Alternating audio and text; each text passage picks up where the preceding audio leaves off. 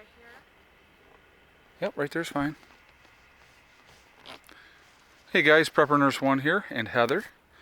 Heather is, she's gonna plant the strawberries first, and then she's gonna put all her other stuff around there.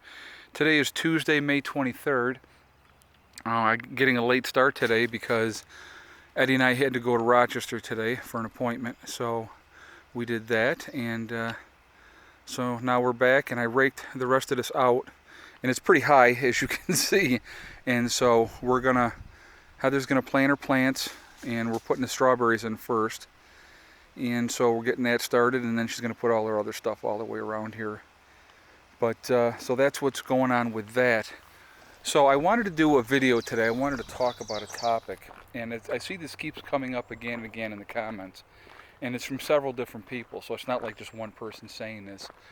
They're like, well, why would you want to live after an S.H.T.F event happens and everything is horrible and it's not the same anymore? Okay, so here's the thing, guys, and you can say whatever you want to say right now.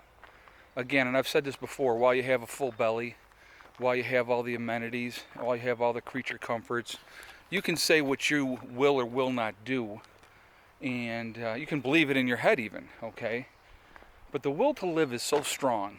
It's ingrained in us as human beings. So that's why when people kill themselves, it takes a lot of guts to kill yourself. It really does. I'll never, I mean, the people say it's a coward's act, and to a degree it is, but it takes a lot of guts to kill yourself. So,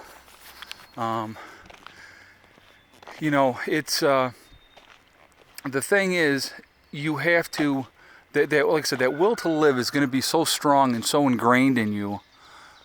Just kind of showing you the apples here. They're getting started. All the little apples are going to start here now, as you can see, from the leaves and stuff.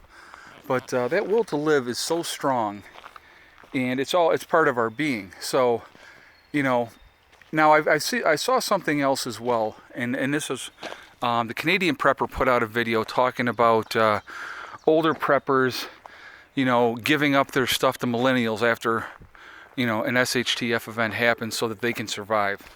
Well, here's the thing is, my thing is this, the ones that I want to survive more than anything else are my son and my daughter. And everything that I do is obviously for them. So I would sacrifice myself for them. I don't care about spoiled little snotty people that don't appreciate anything, you know, if they make it or not, to be honest with you. That's, you know, the strongest will survive and the weakest will die. That's, you know, sadly, that's going to be how it is. All right, you can see right there too, the apples are starting to come right there on there. Hope you can see that on the video. Got little apples starting now, so that's cool. Yeah, it's all coming. We're gonna have some good apples, I think, this year. We're gonna have some real good apples. So anyway, you know, anything that you guys do, and I've said this many, many times as well, but anything you do to prepare, to make things better before something happens, it gives you an advantage. And, you know, we're a society that wants any advantage that we can get. So if you do that, you're going to get, you know, an advantage. Again, like I said, 95% of people are not prepared for a 2-week disaster. I've said that over and over and over again. And so why would you want to live? Because it's ingrained in you. That's why. We are hardwired to survive, no matter what, no matter how horrible it is. Let's talk about something here, so I give you a good example. You know, during World War II, during the Vietnam War, prisoners of war, the people in the concentration camps, as horrible as it was, yeah, some people gave up and would rather die. You're right, they would. But a lot of people fought and fought and fought and wanted to survive. Because why? Because that's the will that we have in us. They, for whatever reason in their head that they wanted to survive, that's why they did it. And so that's going to be the same thing in an S.H.T.F situation in this country. That will to survive is so strong. In most people, again, like I said, you're going to have a lot of people that are going to die. I mean, there's no doubt about that at all. And the casualty rate is going to be horrific, to be honest with you. And there's Mr. Lucy coming. What's going on, Luce? Yeah, it's a good boy. So that casualty rate is going to be, like I said, very, very, very, very high. But the thing is that will to survive is so strong. So if you have that opportunity now to give yourself an advantage, honestly, I feel like you're an idiot if you don't do that. That's my opinion, of course. I'm not saying everybody out there is an idiot.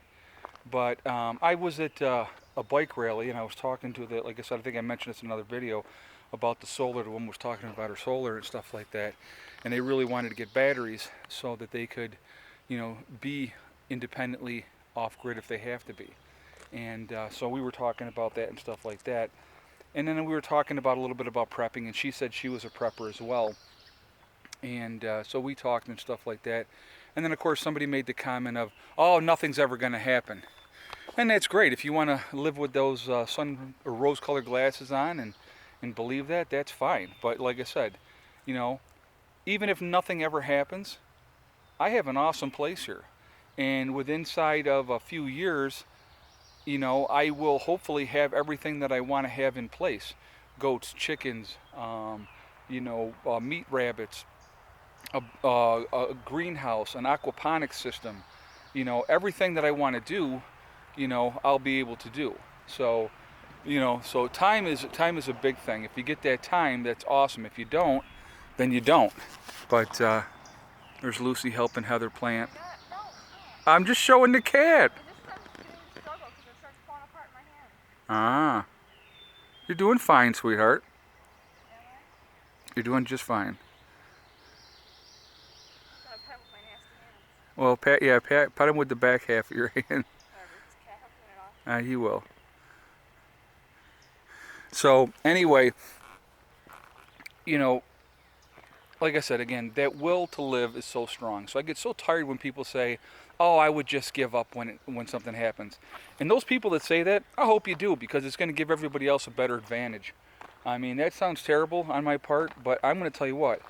I'm a very stubborn, strong-willed individual, and I plan on surviving. And I plan on surviving for one reason and one reason only, and I've said it over and over again in my videos, for my kids, to make sure that they have everything that they need, that they're going to be okay, and they're going to survive. When something happens, we'll deal with it, at that point. But in the meantime, having your infrastructure in place. Here's the thing. This is another kind of thing I wanted to talk about a little bit, was having your infrastructure in place ahead of time.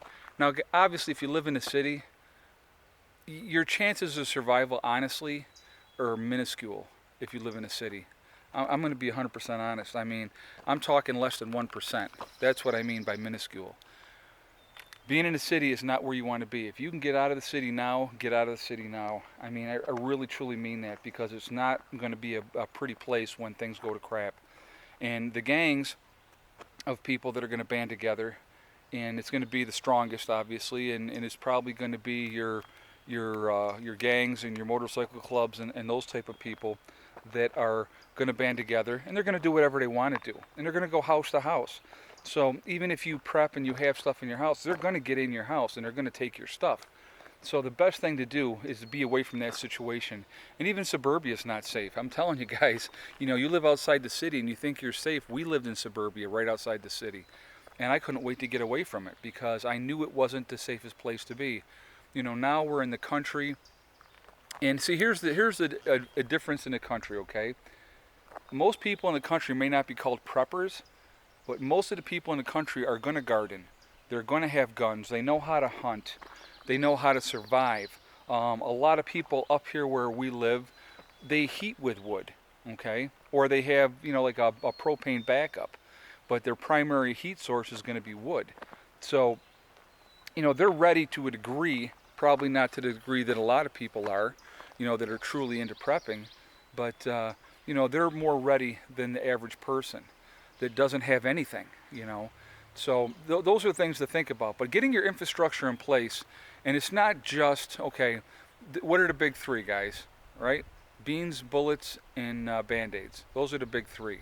So after you got those bases covered, now you got to try to think of your infrastructure. You try to think of what's going to make your life more comfortable. Now, okay, so you know, we can say solar, okay? Yeah, solar is a good thing to have, but if a major EMP or something like that goes off, I'm off grid as well too. So having other ways to have light sources, lanterns, you know, candles, whatever, however you need to do it, get those things in place and get those things in place now, you know. That's what I kind of mean by your infrastructure, having a water source that you can get to and that you can utilize without having to use power to get it. That's important, okay? So, I mean, there's a lot of different things that you need to do in preparation, but, oh, that's cute. That's, which ones are those? Basil. That's the basil? I'll show. Heather's got the basil. Got my nice clean palette. That's okay. She's got the basil going in here. Now, what's that one back behind you? Which plant? Huh? Oh, this one? Yeah. This one? No, behind you that you got planted. Oh, that one? Fuchsia. Fuchsia, okay. Sage right here. You have what? Sage. Sage, okay. In the corner, yeah. Very cool. And strawberries. And this is rosemary, I think? Yeah, rosemary. Yeah. You got a couple of rosemary. Yeah. All right, cool. It's coming along very nicely, my dear. So anyway, guys, preparations, mindset, infrastructure. I mean, there's a lot that goes with it. A lot that actually, if you're looking to get yourself prepared as possible. But like I said, any little slight advantage that you can put yourself in, do it, okay?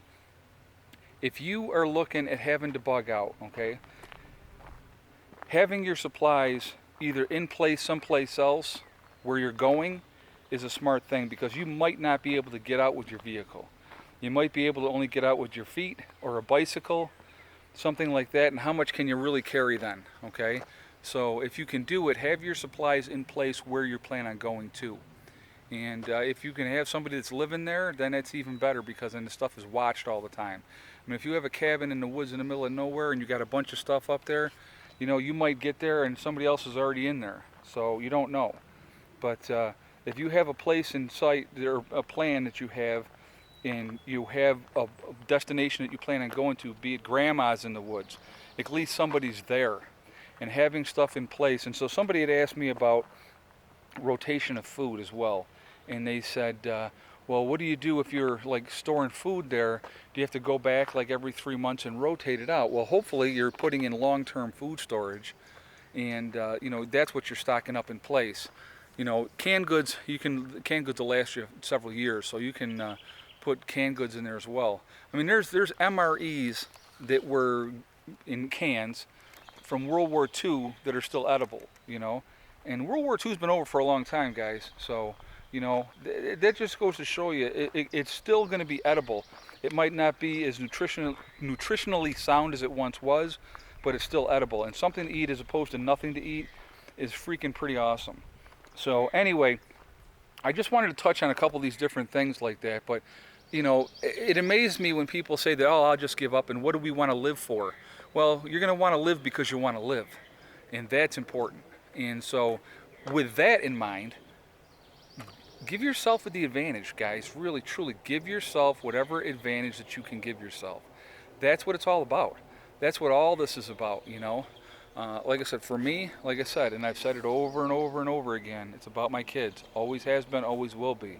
And it's never going to change. So I'm putting things in place, and they, you know, hopefully nothing happens for a long time, but you never know. Who knows what's going to happen. But if it does, we deal with it at that point. We are well way along the road than we were when we came up here almost 2 years ago. So, you know, and we just keep working at it, and that's what it's all about. So anyway, keep working at it, guys. Don't give up. Don't get despondent.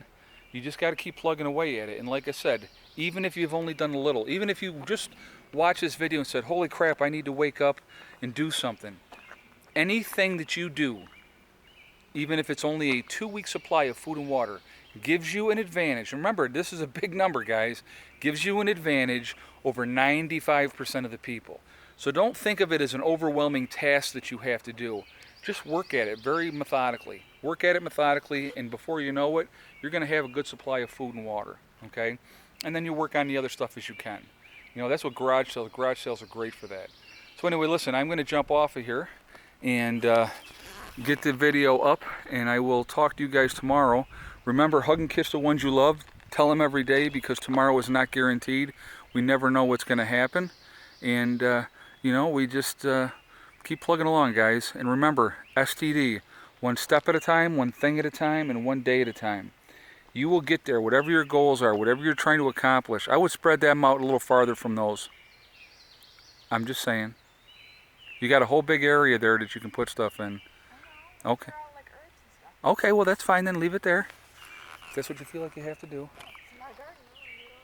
I'm Okie dokie. I love you. All right. So anyway, just remember, whatever you're trying to accomplish, you can accomplish. Don't let anybody hold you back except for you. That's the only one that's going to.